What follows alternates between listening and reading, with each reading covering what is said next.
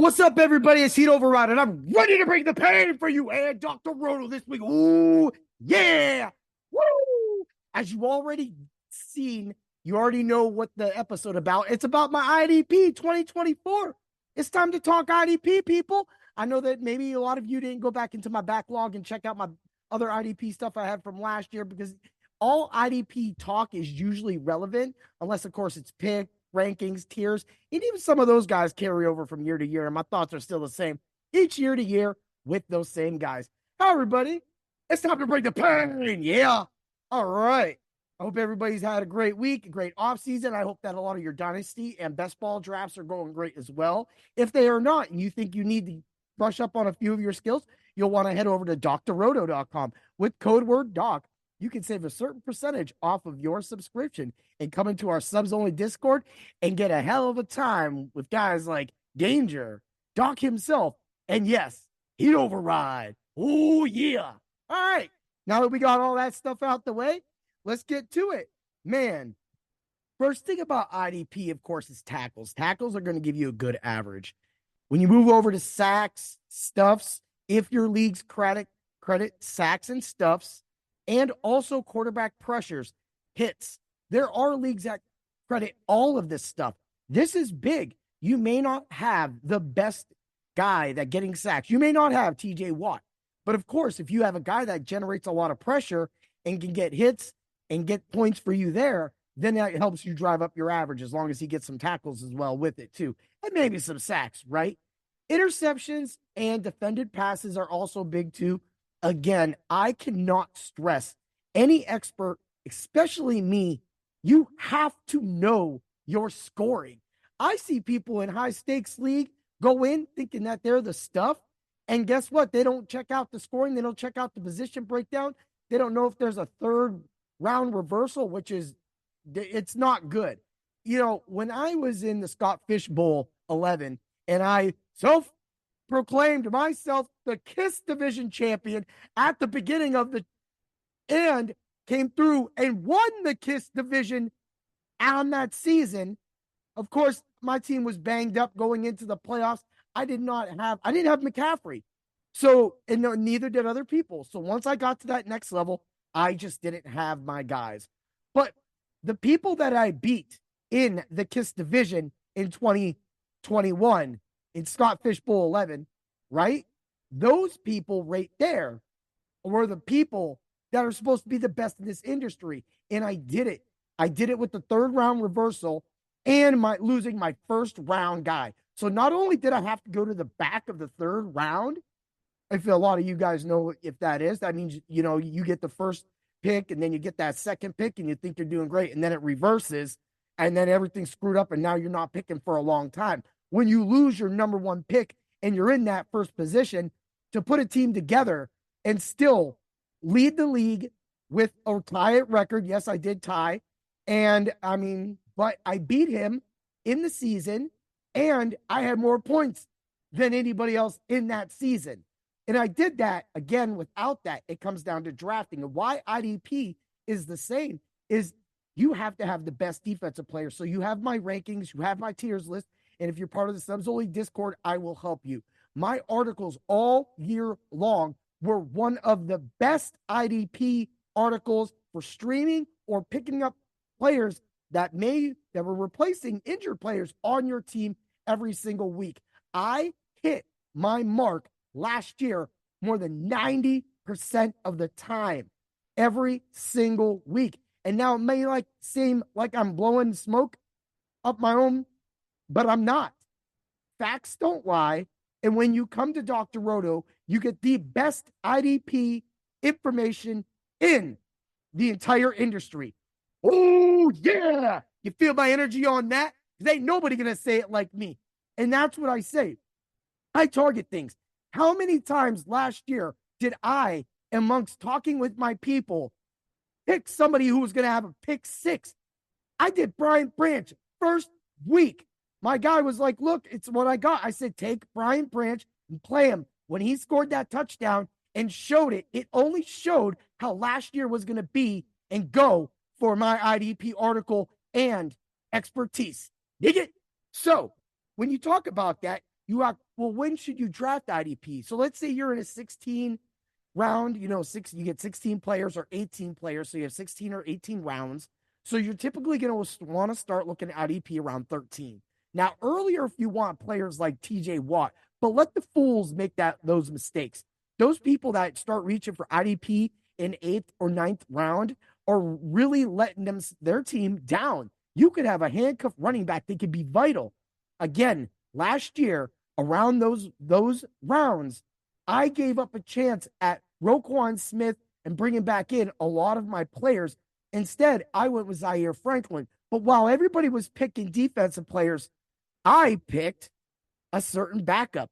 And a certain backup was Jerome Ford.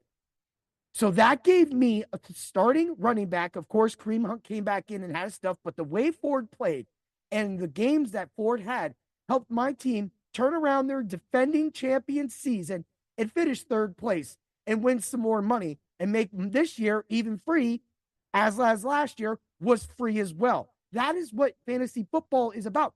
It's not always winning your league championship. It's about taking money home, making next year free. So even if you don't get it right, you're going to win a little bit of money. You get the shit talk. Sorry about that. And at the same time, you get to have fun with your friends, drink some beers, or do whatever you do during your live drafts.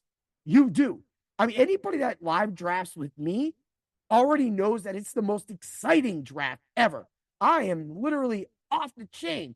And when everybody is sitting there enamored by my comments or maybe thinking they're going to get up on me, that's part of the play, team. That's part of the play. I'm throwing all you off your game. That's why live drafting with me, it's almost impossible. It's like playing poker.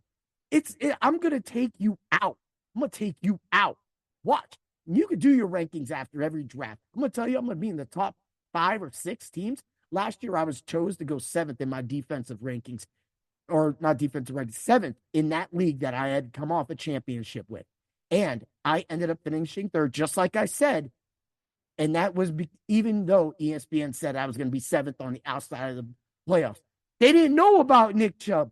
They didn't know that you should have a backup play. And that is why letting all those people go for the big names and heading over to Dr. Roto and checking out my tiers really will help you with those later rounds. So if you are in an 18 round, then you should be picking your defensive players around 15 or 16. That's if you're going to start 2. If you're going to start 2 players, you want to do that because your kicker and defense, if you even have a kicker or defense to start in those leagues, should be last. I would rather have a defense, of course, or an IDP player over a defense because consistently they're going to make points where some weeks your defense could get wrecked. Say they play somebody like the Chiefs, Eagles, any of those teams, Dallas, and you get in a 38-35 game, your defense is junk. You're going to get 4 or 5 points maybe. Whereas if you have a great IDP player, you could be getting 15 to 20. Again, let's be smart about this, people. Let's talk about the facts. Let's talk about it, right? But let's get to it. I have a little something for you. If you read my little article read up, you know that I'm going to pick the IDP Rookie of the Year. Well, actually, the Rookie of the Year. Just like last year, when I called Will Anderson Jr., I'm calling it again this year. Maybe I'll get it wrong. That's fine. But if you listened to me last year, you won, right? And it was kind of no-brainer. I thought that Will Anderson would have had around 11 sacks. And I thought that maybe if a linebacker, or mostly a linebacker, because there was some good ones last year, would have played a little better, they might have been able to unseat him. They couldn't do it, though. But let's talk about Will Anderson. 45 tackles. We got 7 sacks. He played 630 snaps. He played in 15 games. He started 13 of those games. All right. So if he would have played a full season, 17 games, I feel that Will Anderson would have definitely hit that mark that I had set for him. So again, when it comes to defense, when it comes to IDP, I am the hero. Hashtag IDP hero, Mr. Heat Override. Ooh, yeah. Dig it. All right. So let's look at some of the odds books and everything like that. Now, these numbers are going to fluctuate. So, of course, right now, Dallas Turner is at the top. You're getting a little of Latu. I'm having problems. I just got back from Latu. Okay, hopefully I get it right that time. So, hey, it's tournament week. I got a tournament. So, karate, 90-degree weather, that's no excuse, though. That's just what happens. So we got Quinion Mitchell, right? Jared Verse, Byron Murphy. Those are about your top 5 right there. Okay. Now, I see Kool-Aid McKinstry getting some real cool, hot odds right now. That seems really fun to play with. But let me tell you something. When you're looking around 400 range, like 380 on DraftKings, 430 on FanDuel for Dallas Turner, or you're looking at Latu as like a 550, 500 right around there. So you're looking at your 400 guy, which is Turner, your 500 guy, which is Latu. They've got Mitchell up there. They really think that because Slay's on the other side, that people are going to be testing Mitchell and to give him a chance to get some tackles.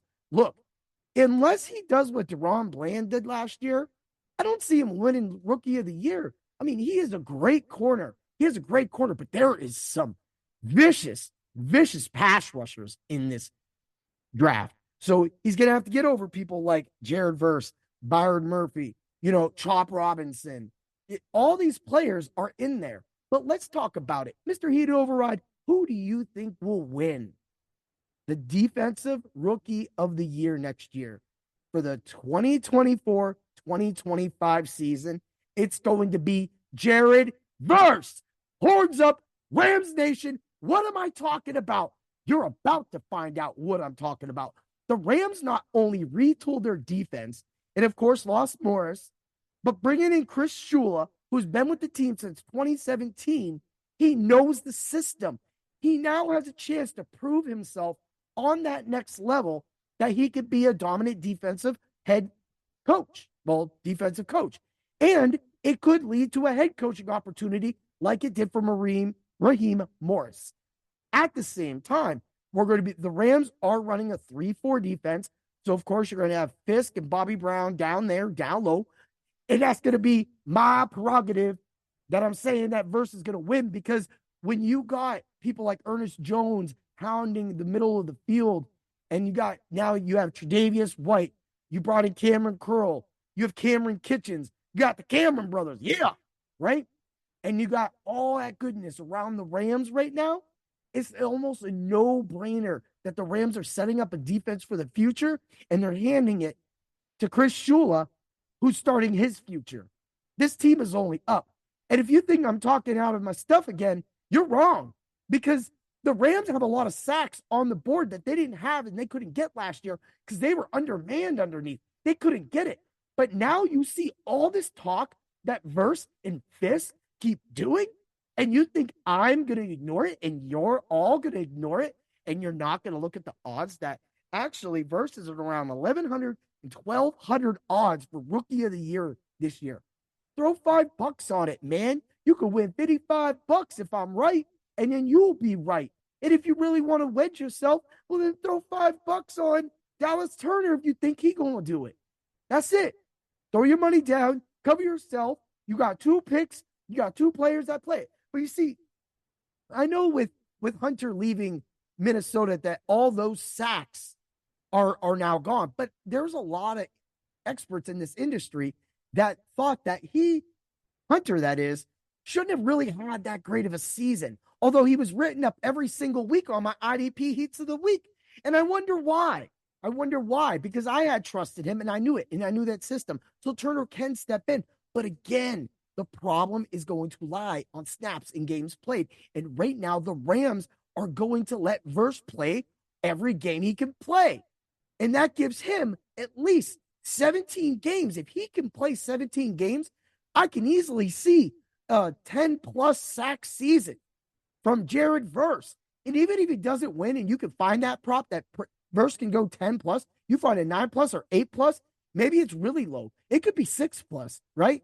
And when you find those odds, you got to smash that. You have to make sure that you hit that sports book harder than you thought you could. Because what's going to happen is he is going to be able to. Now, with him and Fisk, as you go to my other IDP articles I've done recently when I was talking about my IDP players and stuff like that, and talked about Fisk and Verse and how they played together and the stats that they did and the point system that I used with them, you're going to understand that there is going to be opportunity here. And I know that the Colts got Latu, right? But they still have a monster in the middle, with DeForest Buckner. So he's still going to be there doing his thing. And when you have EJ Speed and Zaire Franklin running around like madmen, I'm telling you, it almost feels like that's a pit hole. So I don't want to play with that. I don't want to take a chance with Minnesota, although he might be out there for a lot. And I'm talking about Turner. But when I see the pure talent, raw talent of a pass rusher, I'm looking at Jared Verse winning Defensive Rookie of the Year for the NFL this year. Have a great day, everybody. Get to Dr. Roto. Get all your information. Follow me on YouTube, Spreaker, Facebook, Twitter, Twix, X, whatever you want to call it. Follow me there at Heat Override. You will find Bring the Pain. There it is right there. You can read that, right? Ooh, yeah. It's right behind me, too. And that's how you always remember to bring the tackles. Yeah. Have a great day.